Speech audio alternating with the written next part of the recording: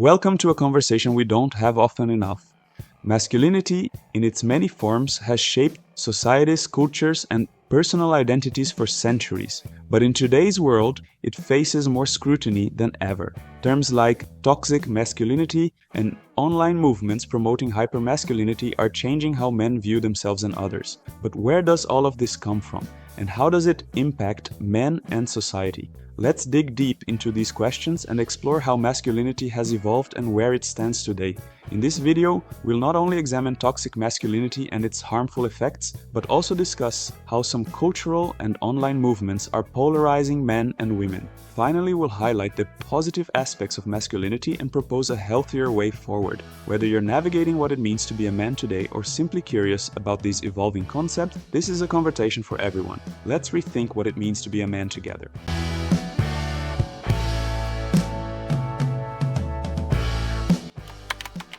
In prehistory, when humans were evolving into modern Homo sapiens, masculinity was likely perceived in terms of survival capabilities, physical strength, and the ability to protect and provide for the group.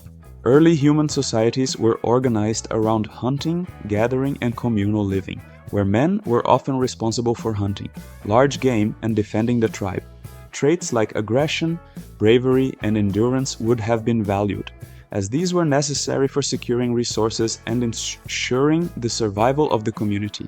However, early forms of masculinity were likely more fluid and communal than rigidly defined, as both men and women contributed to the group's survival in different but equally crucial ways. As humans evolved socially, these basic survival traits formed the foundation of what was perceived as masculine, but over time, cultural factors added complexity to these roles, varying greatly across different cultures. In ancient times, masculine ideals were often associated with physical strength, bravery, and leadership. For example, in ancient Greece, men were expected to excel in warfare and physical prowess, while also being intellectual and philosophical. These traits were considered vital to the concept of being a man. As cultures developed, these ideals shifted. In the Victorian era, for example, masculinity became more tied to moral character, self-restraint, and providing for one's family. During this time, emotional stoicism and a sense of duty to uphold social order were prioritized over physical dominance. The Industrial Revolution also changed the perception of masculinity, associating it with hard work and productivity in a growing economy. Different cultures also define masculinity uniquely. In some indigenous cultures, masculinity is less about dominance and more about harmony, community contribution, and balance with nature. Conversely, in some East Asian cultures, masculinity may emphasize discipline, respect for hierarchy, and self-sacrifice for the family and societal good, distinct from Western individualistic or aggressive notion. Today, with the rise of movements for gender equality and inclusivity, the definition of masculinity is being questioned and redefined once again. Traits like vulnerability, emotional expression, and nurturing are increasingly seen as valuable aspects of masculinity. This shift reflects a growing awareness that traditional definitions of masculinity can be limiting, and men can embrace a broader spectrum of behaviors and characteristics. Toxic masculinity stems from social expectations that dictate how men should behave, pressuring them to conform to rigid expectations such as dominance, aggression, and emotional suppression. Historically, these traits were seen as essential for survival and leadership, but today, they often manifest in harmful ways. Men are encouraged to hide vulnerability, which can lead to emotional isolation, anxiety, and depression.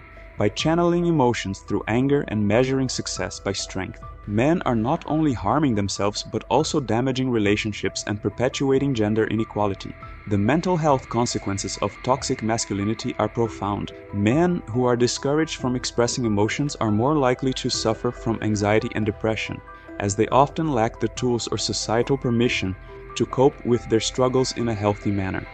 This emotional repression leads to higher rates of substance abuse, stress, and even suicide among men who are less likely to seek help due to the stigma surrounding vulnerability. Studies show that traditional masculine norms can also limit men's ability to form meaningful relationships.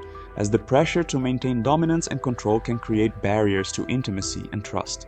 In addition, toxic masculinity encourages behaviors that foster inequality between genders. The expectation to be dominant and aggressive can lead men to engage in harmful behaviors such as controlling relationships, using violence as a form of expression, and dismissing or undermining women's experiences and rights. This can contribute to a culture of misogyny and gender-based violence, further perpetuating inequality in society.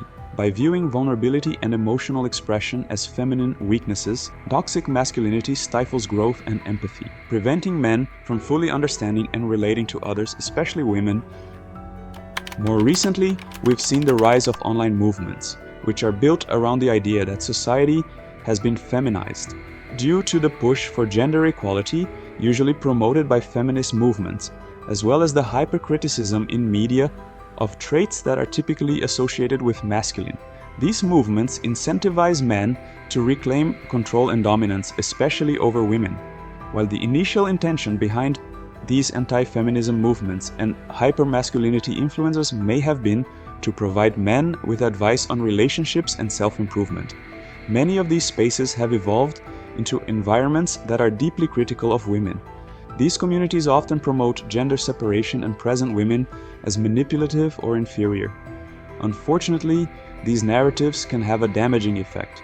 By incentivizing an us versus them mentality between genders, they encourage distrust, resentment, and hostility, instead of collaboration and mutual respect. This hypercritical stance can lead to loneliness, dissatisfaction in relationships, and an increasing gap between men and women in understanding one another. Movements like these thrive on frustration and insecurity, but they rarely offer solutions for creating healthy, balanced relationships. Online movements such as Red Pill, incels, and anti-feminism are contributing to increased polarization between genders by promoting negative stereotypes and fostering resentment. These groups often view gender dynamics as a power struggle, where men must reclaim control in a feminized society. The Red Pill movement teaches men to distrust women. It is a neoconservative ideology that adopts essentialist notions of gender and sexuality and selectively employs evolutionary psychology to support male supremacy. Incels blame women for their romantic failures, and men going their own way advocates for avoiding relationships with women altogether. Influencers fuel these ideologies by promoting hyper-masculine traits and criticizing femininity. These movements exacerbate division, perpetuate harmful stereotypes, and discourage productive dialogue between genders, leading to further isolation, hostility, and polarization, which is already a huge problem promoted by social media in social, political, and religious discourse.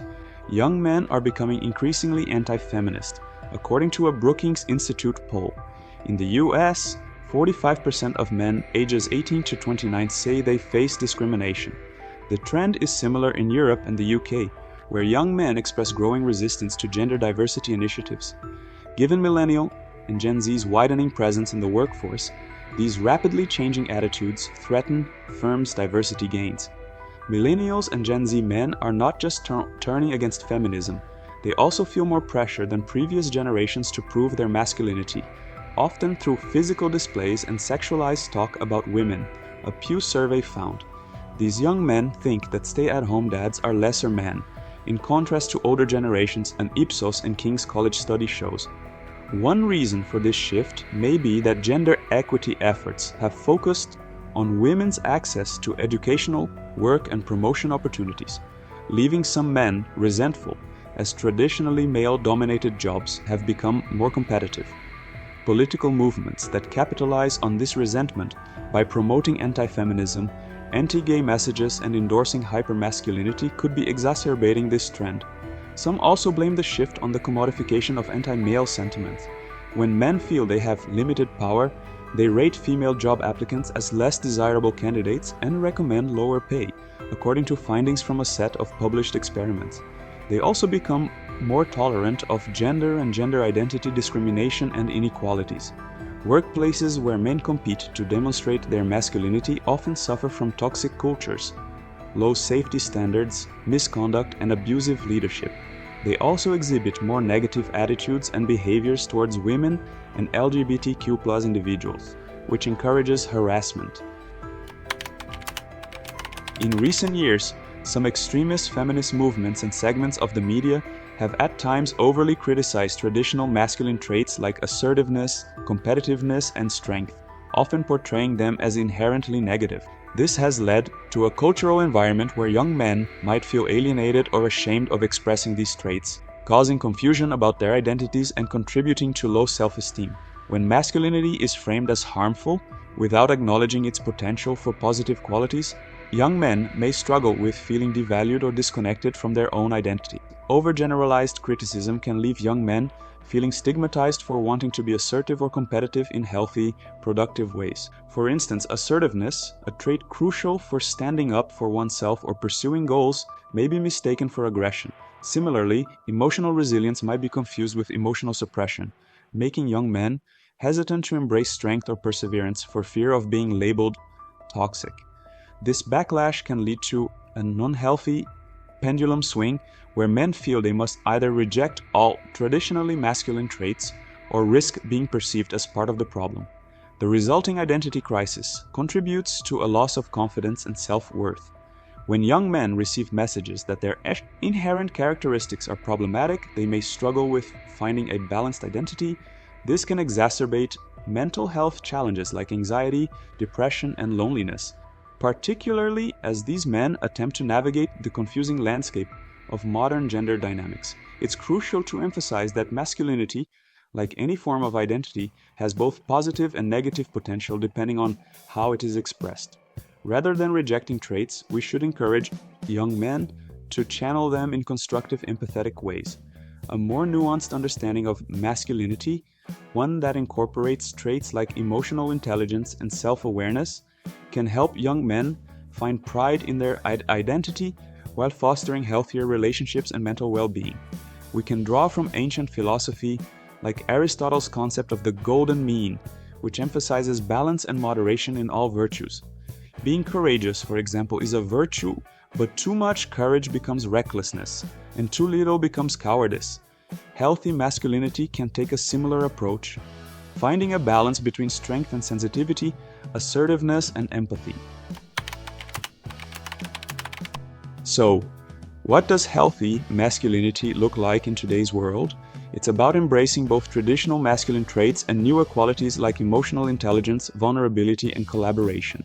Healthy masculinity isn't about rejecting strength or assertiveness, but learning when and how to use these traits constructively. Psychology tells us that men who embrace a broader range of emotions and behaviors, who are both strong and empathetic, tend to have better relationships, mental health, and overall life satisfaction. They are more capable of forming deep connections, not just with others, but with themselves. In terms of philosophy, existentialists like Jean-Paul Sartre remind us that authenticity is crucial to living a fulfilled life. Healthy masculinity isn't about conforming to some rigid, outdated ideal, but about being true to oneself, even if that means breaking away from traditional stereotypes. In sociology, figures like Bell Hooks remind us that gender roles don't have to be restrictive. She emphasizes that men are as much victims of the patriarchy as women, forced into narrow roles that limit their emotional lives and their relationship. Hooks advocates for a vision of masculinity that includes nurturing, collaboration, and mutual respect. So how can men today cultivate a positive, healthy masculinity? Here are a few ideas. Embrace emotional intelligence. It's okay to feel and express a wide range of emotion. Vulnerability isn't a weakness, it's a strength that allows for deeper connections and personal growth. Practice empathy. Try to understand the experiences of others, including women. Healthy relationships are built on mutual understanding and respect, not competition or control. Redefine strength. Strength isn't just about physical power or dominance. It's about resilience, perseverance, and the ability to stay true to your values even in difficult situations. Seek balance. Just like Aristotle's golden mean, find balance in your traits. Be assertive but not aggressive. Be strong but also kind. Healthy masculinity is about being dynamic and adaptable, not rigid. Foster healthy communities. Surround yourself with positive influences. Online communities that promote distrust and division can amplify negative feelings. Instead, seek out spaces that encourage growth, self-improvement, and healthy relationships. In conclusion, you as a man can be proud and cultivate some masculine aspects in yourself in a healthy and mature manner. By letting go of harmful behaviors and embracing a healthier version of what it means to be a man, men can live fuller, more authentic lives. Strength, assertiveness, and resilience can still be celebrated, but they should be balanced with empathy, emotional intelligence, and respect for others. Let's move beyond the stereotypes and the gender polarization and work towards building a masculinity that uplifts rather than harms. There is a lot to be celebrated about typical masculine characteristics, and there is a healthy place for it in modern society. Thanks for watching, and let's keep this conversation going in the comments below. Feel free to share your own ideas about this topic or suggest something else for us to talk about in a new video. See you next time.